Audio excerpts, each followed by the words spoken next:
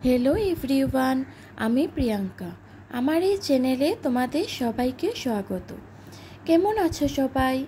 আশা করছি সবাই ভালো আছো আর আমিও ভালো আছি তোমাদের আশীর্বাদ আর ভালোবাসায়। আজকে আমি একটা অন্যরকম রেসিপি নিয়ে এসেছি, সেটা হলো চিকেন স্যুপ। তো দেখে নাও কি করে আমি এই চিকেন স্যুপটা বানিয়েছি। প্রথমে চিকেনগুলোকে কেটে ভালো করে ধুয়ে নিয়েছি। তারপরে এখানে পেঁয়াজ, আদা আর রসুনগুলোকে একদম ছোট ছোট করে কেটে নিয়েছি। তারপরে কাটার পরে এখানে কড়াইয়ের মধ্যে অল্প তেল দিয়ে এখানে আমি একটু তেল গরম হয়ে গেলে পেঁয়াজ কুচি, আদা কুচি আর রসুন কুচি এগুলো দিয়ে দিয়েছি। দিয়ে হালকা ফ্রাই হয়ে এলে এখানে আমি একটু কর্নফ্লাওয়ার এড করে দিয়েছি, যাতে স্যুপটা একটু ভালো করে ঠিক হয়ে যায় আর খেতেও ভালো হয়।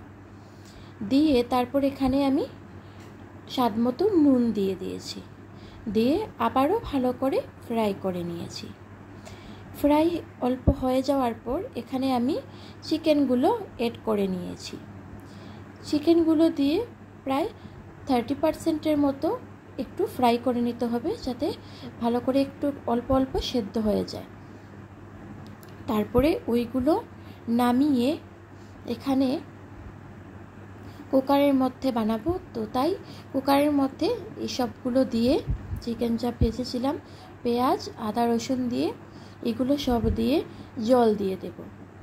জল দিয়ে এখানে ব্ল্যাক পেপার দিয়ে আর এখানে গাজর দিয়েছি। গাজর দিয়ে কুকারের মুখটা বন্ধ করে গ্যাসে চাপিয়ে দেব 10 থেকে 15 মিনিট। 5-6টা হুইসেল দেওয়ার পর এখানে